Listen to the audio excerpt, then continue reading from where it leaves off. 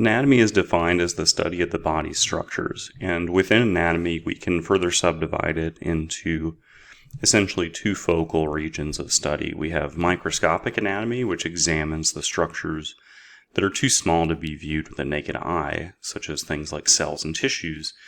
In these instances, we have to use special tools, microscopes, or other magnification devices to examine the microscopic anatomy of those cells and tissues.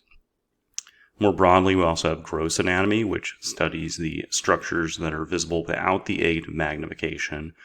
And this is the study of structures such as whole organs and organ systems, and will really comprise kind of a bulk of this class.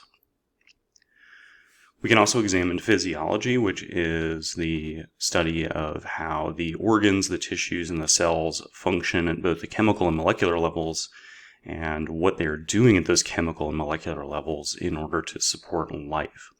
And physiology often involves the intersection of three of the natural sciences, biology, chemistry, and physics, because we are examining the biology of those structures, but we're also taking into account some chemistry and some physics in order to explain what's going on.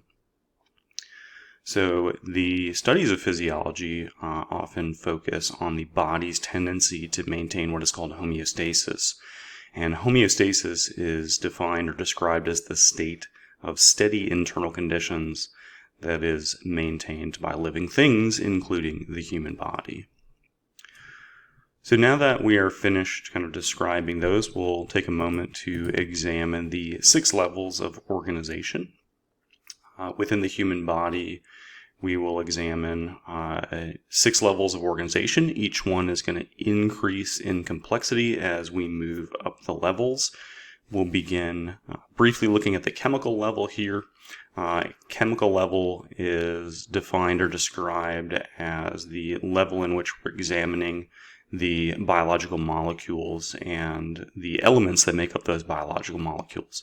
Elements like hydrogen, oxygen, and carbon, which are chemically bonded to one another, that forms molecules. And we'll examine in the next module the 4 kind of major biological molecules, which are water, carbohydrates, proteins, and lipids.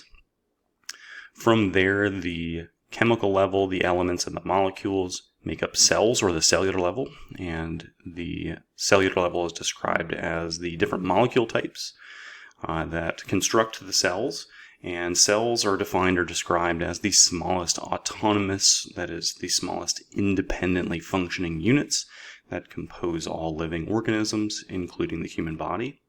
And we also have the tissue level, in which we see that there are 2 or more similar cell types that are united in a tissue, and those similar cells have a common function.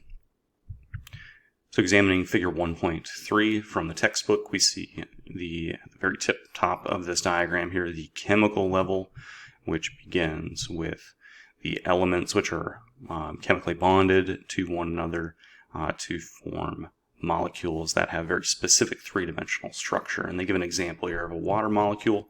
That's one of the major biological molecules that we'll examine in the next module.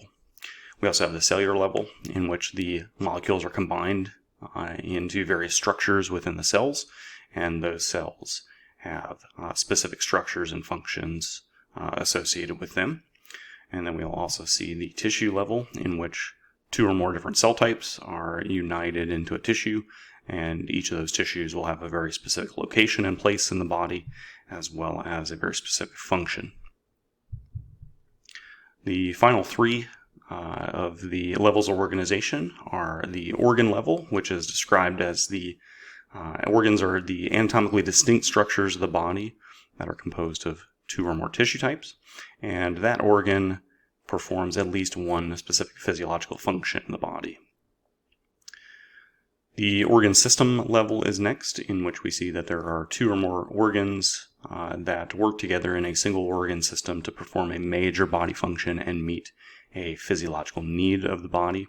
And then finally we have the organismal level, in which that represents all of the organ systems working together in order to maintain that stable set of internal conditions that we called homeostasis, and those organ systems are working together to perform the functions of the entire living organism. So examining figure 1.3 again, we see the organ level as we make our way towards the bottom of that figure, in which we see an organ like the urinary bladder, which is composed of a couple of different tissue types, and it belongs to a very specific organ system, which is shown in the next level here, in which we have two or more organs, such as the one that's shown here, which is the urinary system, in which we have the kidneys and the urinary bladder, which are working together the kidneys we'll examine later on. We'll see that they cleanse the blood, remove any needed water and electrolytes and things like that, put that back into the bloodstream, and then any fluid and unneeded waste will make its way to the urinary bladder to later be secreted as waste through the urine. And then finally we have the organismal level, in which we see all of the organ systems working in harmony to perform the functions of that independent organism.